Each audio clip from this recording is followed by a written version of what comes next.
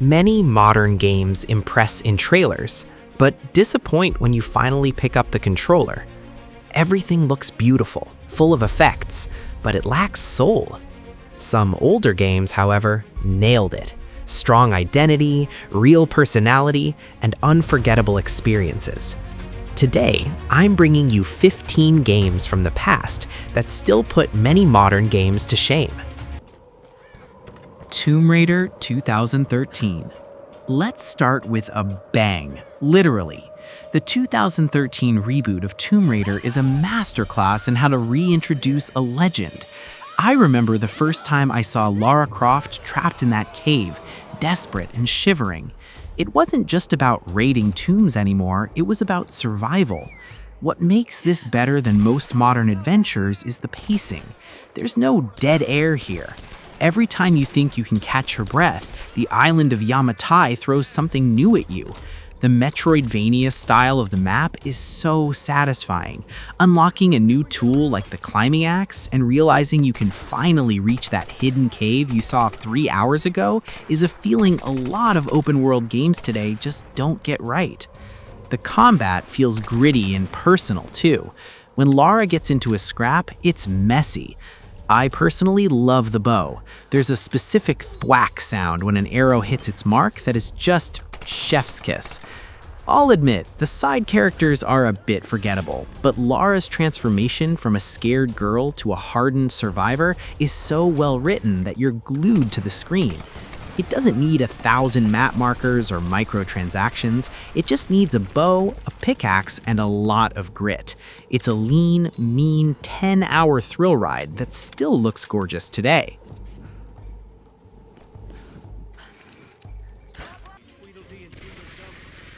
Uncharted 2 Among Thieves. If you want to talk about cinematic gaming, Uncharted 2 is the king. I'm serious. Even in 2026, the opening scene with the train hanging over a cliff is more intense than most $200 million movies.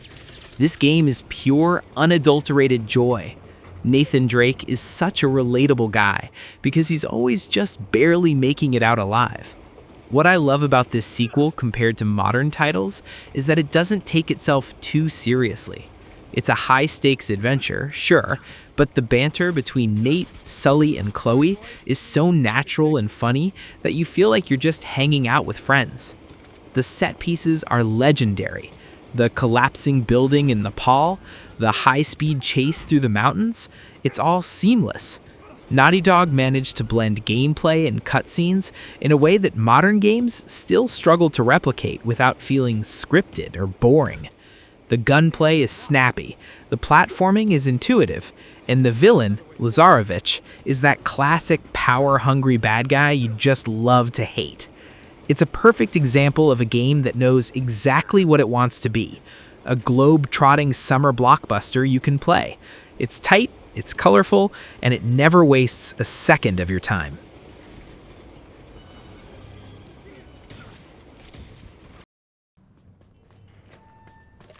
Mafia II. Now, let's talk about atmosphere. Mafia II is a game that I honestly feel like the industry has forgotten how to make. It's not an open-world sandbox in the way GTA is, it's a focused crime drama that uses its city as a stage.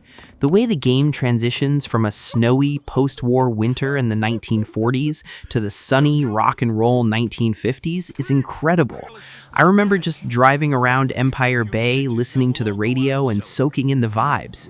The attention to detail, the cars, the music, the way people dress, it makes the world feel so much more real than the procedurally generated cities we see nowadays.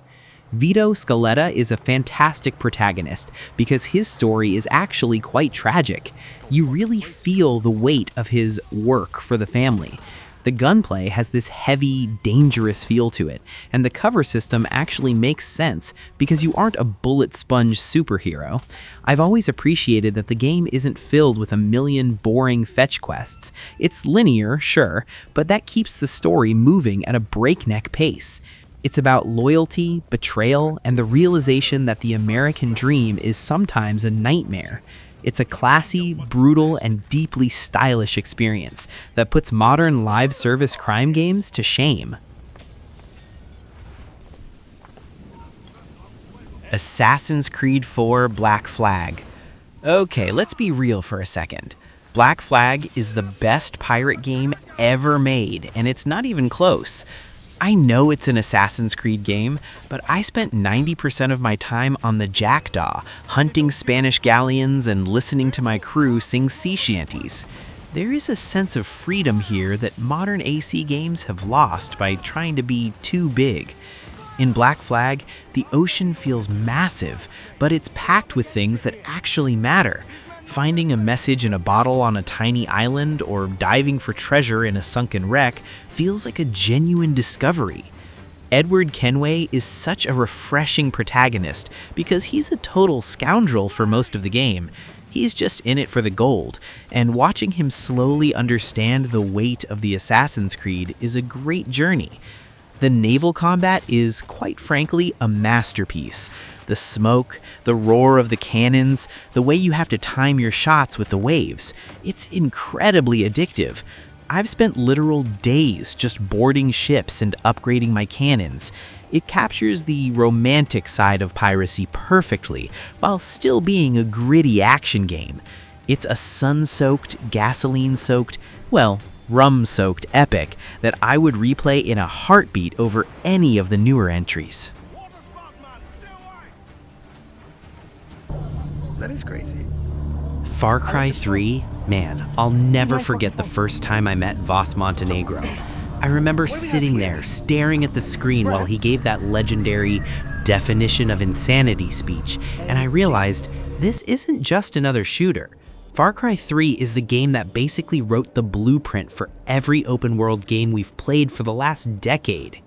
You're Jason Brody, a spoiled frat boy who gets dropped into a tropical nightmare, and watching him slowly lose his mind and become a warrior is such a wild, disturbing ride. It's a story about losing your soul to the jungle, and it's way deeper than it looks on the surface.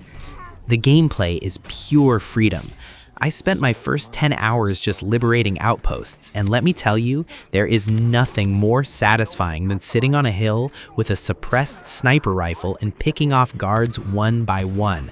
Or better yet, just breaking the cage of a tiger and watching the chaos unfold while you sit back and watch. The fire physics are also still insane. Lighting a field of marijuana on fire while Skrillex blares in the background? Peak gaming memory right there. It's got that Skyrim with guns vibe, but with a much tighter, more visceral feel. Voss remains one of the greatest villains in history, and honestly, the series has been chasing his shadow ever since.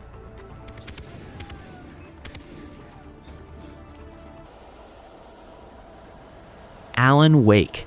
Now let's talk about atmosphere. Alan Wake is like playing through a Stephen King novel directed by David Lynch. The second I drove into the town of Bright Falls, I was hooked. The vibe of the Pacific Northwest is so thick, you could almost smell the pine trees in the damp fog. You play as a writer with writer's block, and the hook is that everything he's writing is actually coming to life around him. It's a psychological thriller that uses light as a weapon, and back in the day, that was such a mind-blowing concept. You aren't just shooting, you're using your flashlight to burn away the darkness before you can even land a hit. I remember playing this with the lights off and jumping every time a crow flew past. The sound design is terrifying. The way the wind whispers and the Taken scream at you from the shadows is pure nightmare fuel. I'll be honest, the combat can feel a little repetitive after a while, and Alan runs like he's never seen a treadmill in his life, but the story is so compelling that you just don't care. It's structured like a TV show, complete with previously on Alan Wake segments, which kept me binging it like a Netflix series before Netflix was even a thing. It's got so much personality and soul that it makes modern horror games look generic by comparison.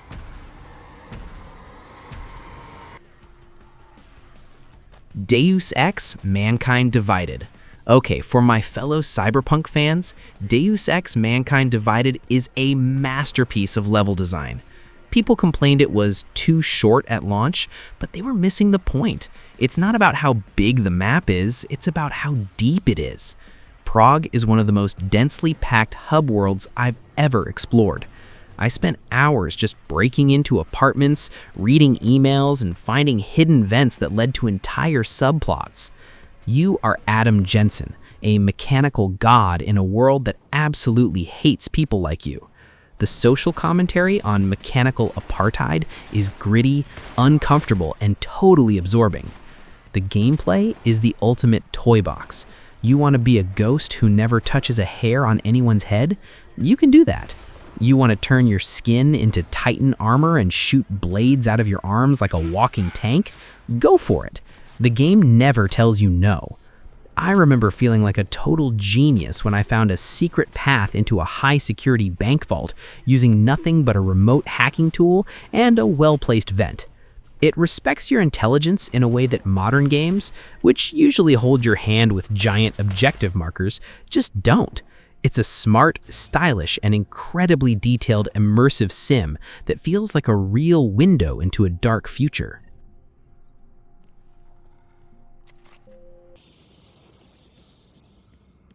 Batman Arkham Asylum. Finally, we have the game that finally proved superhero games could be art. Batman Arkham Asylum. Before this, most Batman games were, well, pretty bad, but Rocksteady understood the assignment. They didn't just give us a map, they gave us a dark, gothic, Metroidvania nightmare. Walking through those front gates with the Joker in custody only to have the whole place descend into chaos is one of the best openings in gaming history.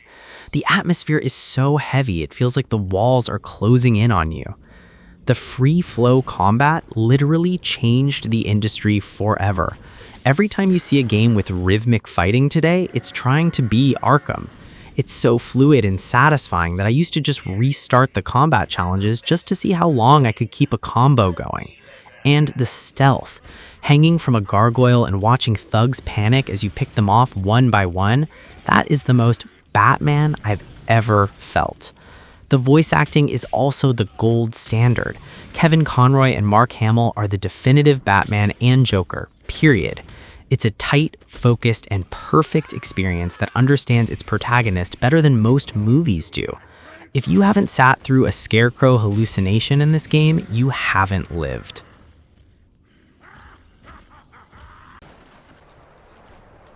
Red Faction Guerrilla.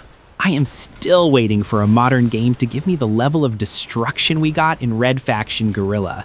It's been years, and it's still the king. You're on Mars, you have a giant sledgehammer, and literally every building you see can be leveled to the ground. I remember spending hours just trying to take down a massive bridge by strategically placing remote charges on the support beams. Watching the physics kick in and the whole structure groan and collapse in real time, that is pure lizard brain satisfaction that modern static open worlds just can't touch. The gameplay is so emergent. You don't just complete a mission, you improvise. If a base is too heavily guarded, you just drive a heavy truck through the front wall, jump out, and start swinging that hammer. It's glorious. Sure, the Martian landscape is a bit red and rocky, big surprise there, and the story about the Resistance is pretty standard. But the physics? Man, the physics are the main character. It's a game that encourages you to be a one-man wrecking crew, and it's a crime that we haven't seen a modern sequel that doubles down on this level of freedom. It's raw, loud, and incredibly addictive.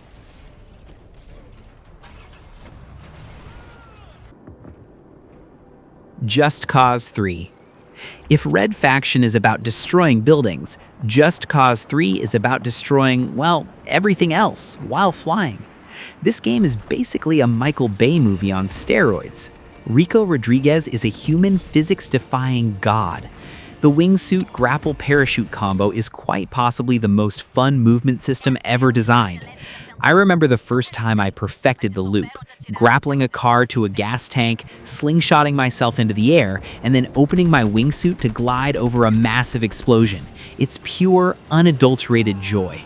The setting of Medici is gorgeous, all sun-drenched Mediterranean islands and blue water, but the real hook is the tether system. I've spent way too much time just tethering two helicopters together, or attaching a soldier to a rocket and watching them blast off into the sunset. It's a game that doesn't take itself seriously for even a second, and that's why it works. Modern games often get bogged down in realism and survival mechanics, but Just Cause 3 just hands you a rocket launcher with infinite ammo and says, "Go have a blast, kid." It's the ultimate stress reliever and a masterpiece of pure, chaotic fun.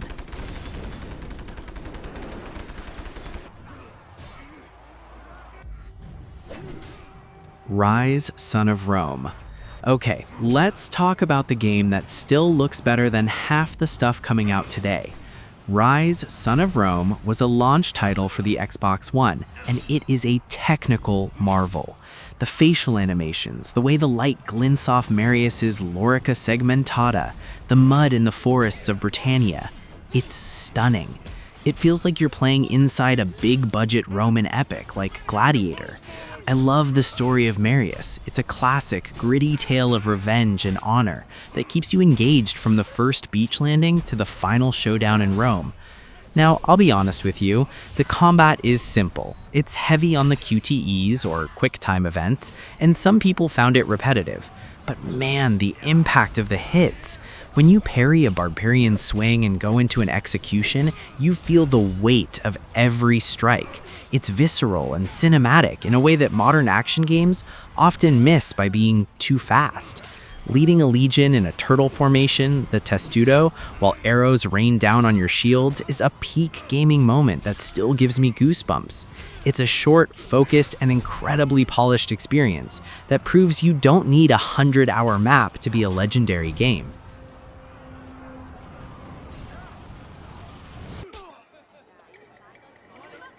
Sleeping Dogs.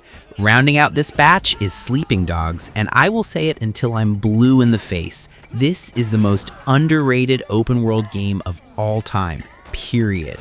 You're an undercover cop, Wei Shen, infiltrating the triads in Hong Kong. The atmosphere is so thick you can almost smell the pork buns in the night market.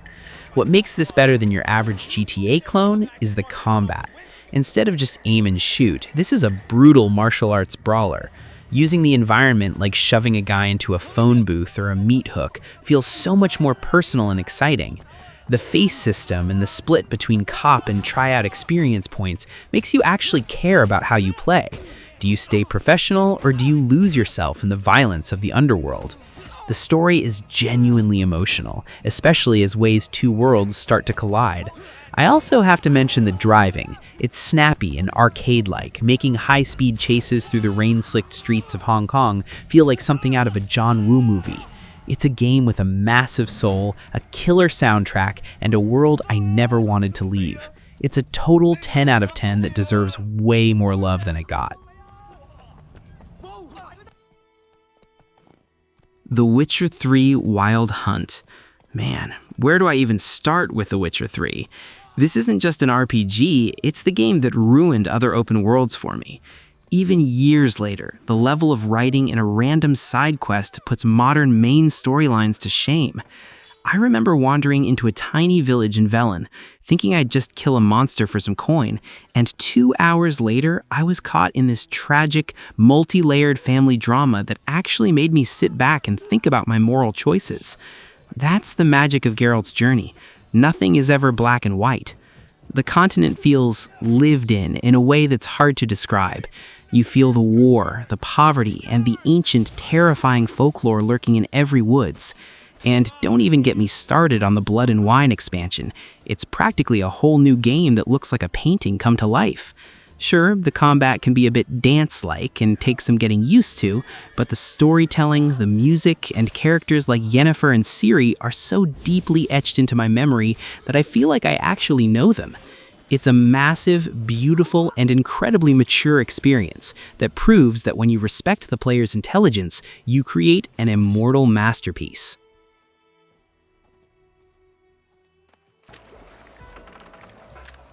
Red Dead Redemption. I'm talking about the first one, The Legend of John Marston.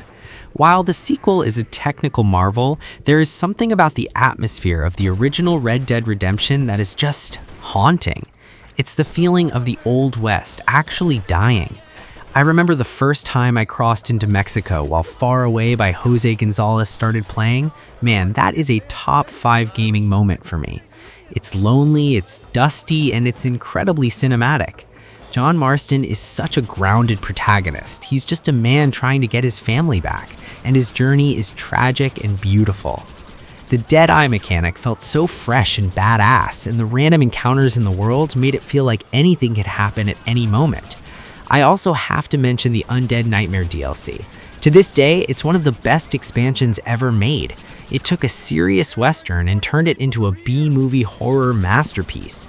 The original Red Dead has a specific pacing and a sense of grit that I think often gets lost in modern games that try to be too big or too busy.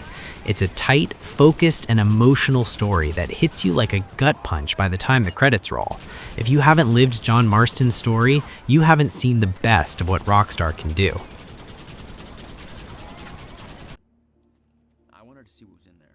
Quantum Break. Closing out our list is a game that I think was way ahead of its time, Quantum Break. Remedy Entertainment really swung for the fences here, blending a high-octane third-person shooter with a live-action TV show. Within the first hour, you realize this isn't your average run and gun. You're literally breaking time. I'll never forget the first time a time stutter happened. Seeing the world freeze and shatter into these crystalline shards while I could move freely was a total holy crap moment. It's visually stunning even by today's standards. The combat is where the game really puts modern shooters to shame. Once you master Jack Joyce's time powers, blinking across the room, creating time shields, or freezing enemies in a bubble, you feel like a god. It encourages you to be aggressive and creative. I personally loved the choice system. Playing as the villain for a moment to decide the future of the story was a brilliant touch. It's a stylish, smart, and incredibly polished sci-fi thriller that actually has something interesting to say about fate and time. It's a game with a strong identity and a bold vision, and that is exactly what makes it better than the safe, generic titles we see so much of today. And that's the list, guys. 15 old games that, in my humble opinion, still have more soul, personality, and pure fun factor than a lot of the shiny new stuff hitting the shelves today. These are the games that remind us why we fell in love with this hobby in the first place. They took risks, they told great stories, and they respected us as players. But now, I want to hear from you. Which old game do you think is way better than the modern stuff? Is there a classic you keep going back to because nothing else hits the same way? Let's talk about it in the comments. I love hearing your stories.